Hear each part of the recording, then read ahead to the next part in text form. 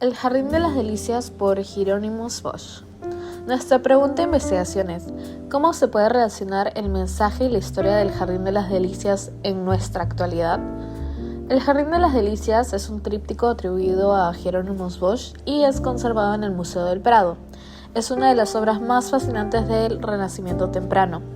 Fue pintada a fines del siglo XV o inicios del siglo XVI, y esta obra despliega una iconografía que ha desconcertado y cautivado a miles de espectadores por más de 500 años.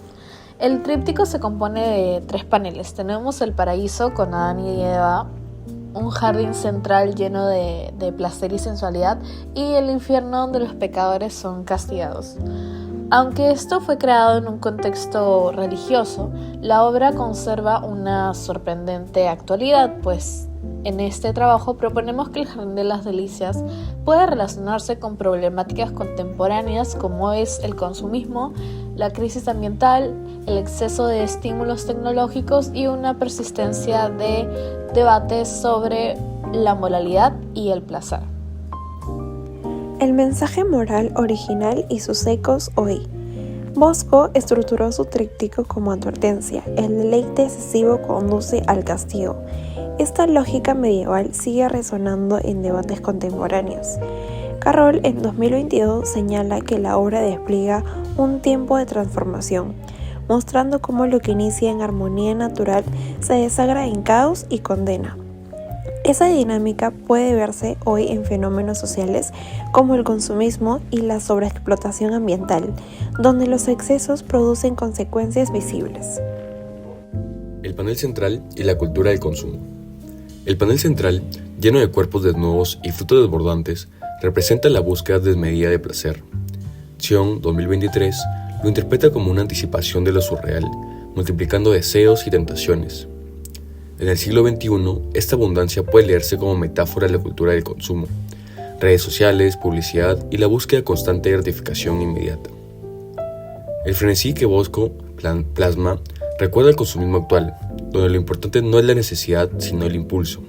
La multiplicación de frutas y objetos funciona como un espejo de los productos que inundan el mercado, diseñados para deseos pasajeros más que para necesidades reales.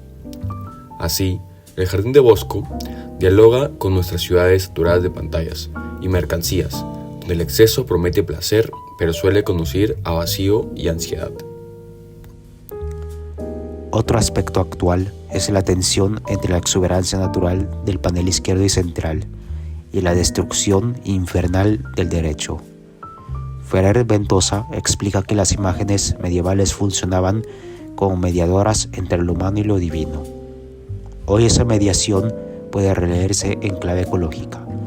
El tríptico advierte cómo la abundancia natural puede corromperse y desaparecer si el ser humano abusa de ella. La transición del jardín al infierno resuena con la actual crisis climática, donde el mal uso de los recursos amenaza con llevarnos a un escenario de colapso. En la parte de tecnología, placer y las tentaciones que son modernas, se explica que en la época de Bosch las tentaciones podían ser la música profana o el exceso de fruta y sexualidad, como se veía bastante en esa época. Hoy estas imágenes encuentran un eco en los estímulos tecnológicos como son los videojuegos, las redes sociales, el entretenimiento y un sinfín más. Rhodes en 2023 estudió cómo el Jardín de las Delicias ha sido reinterpretado en medios digitales interactivos, lo que nos confirma su vigencia como una metáfora de un mundo abierto lleno de opciones, de tentaciones y de riesgos. La obra sigue siendo un espejo que muestra la fascinación con lo efímero y lo inmediato. Como podemos ver en el panel central, observamos a la humanidad entregada al goce.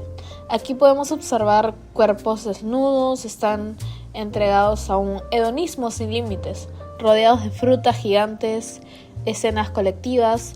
En un término más moderno podríamos decir que este exceso se puede leer como una sobreestimulación. Algo que podemos comparar con la saturación de las pantallas, las redes sociales o las apps que nos ofrecen un placer inmediato. Los instrumentos musicales que tenemos en la parte inferior del panel derecho se representa como el infierno musical. En los tiempos de Bosch, estos eran símbolos de tentación y de placer desordenado. Hoy podemos reinterpretarlo como tecnologías de entretenimiento, ya sea videojuegos, plataformas de streaming y todo aquello que convierta el ocio como un consumo masivo y adictivo. Y para terminar tenemos los artefactos híbridos en el panel derecho, que es el infierno tecnológico.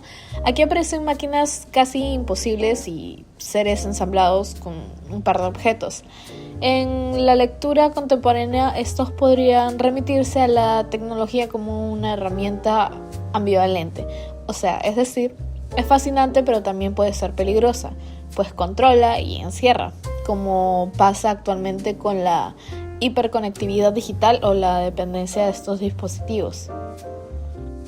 Más allá de las lecturas morales, el tríptico de Bosch sigue influyendo en el arte, la música y la cultura popular contemporánea.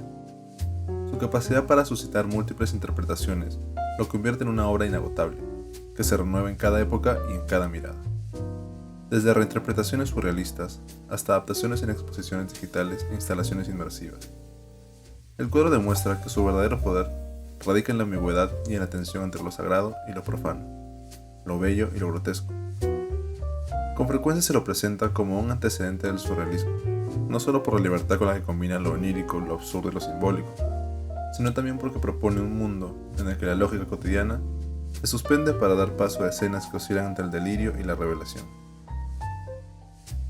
Esta apertura estética y conceptual explica por qué seguimos recurriendo a este tipo de imágenes para pensar nuestras propias tensiones actuales. La relación entre el deseo y la represión, la fragilidad de la naturaleza frente al exceso humano, o la búsqueda de sentido en un universo que parece escapar de cualquier control racional. Asimismo, la obra de Bosch ha trascendido el ámbito pictórico para convertirse en un referente cultural. Su iconografía ha sido retomada por músicos, escritores, cineastas y artistas visuales que encuentran en sus criaturas fantásticas y en sus paisajes imposibles un lenguaje capaz de dialogar con las ansiedades de la modernidad. En ese sentido, el tríptico no solo pertenece al pasado, sino que continúa proyectándose hacia el futuro, como un espejo incómodo en el que se reflejan nuestras obsesiones más profundas y nuestros miedos colectivos.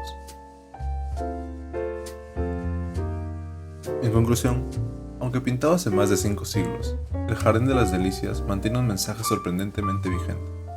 Esta obra maestra no solo es una ventana al imaginario medieval, sino también un reflejo de la complicada y eterna condición humana. Su advertencia sobre los peligros del exceso puede aplicarse directamente al consumismo moderno, donde la búsqueda desmedida del placer inmediato se convierte en una trampa que erosiona tanto al individuo como a la colectividad. Al mismo tiempo, la tensión que plantea entre la naturaleza y la destrucción aún es visible en la actual crisis ambiental. Lo que en la obra se muestra como un paraíso fértil y lleno de vida, rápidamente se transforma en un escenario de caos y ruina, recordándonos que la abundancia mal administrada conduce a la devastación. Asimismo, el despliegue casi inabarcable de estímulos visuales se relaciona con la hiperconectividad tecnológica de nuestra época.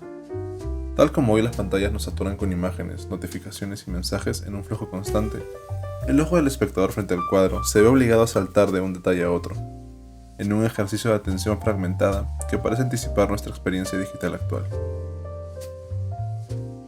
En este sentido, la obra no es solo un testimonio del pasado, sino un recordatorio incómodo de la necesidad de detenernos y mirar críticamente a nuestro alrededor.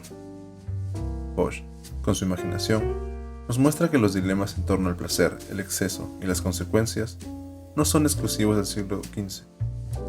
Siguen siendo los mismos que enfrentamos en el presente.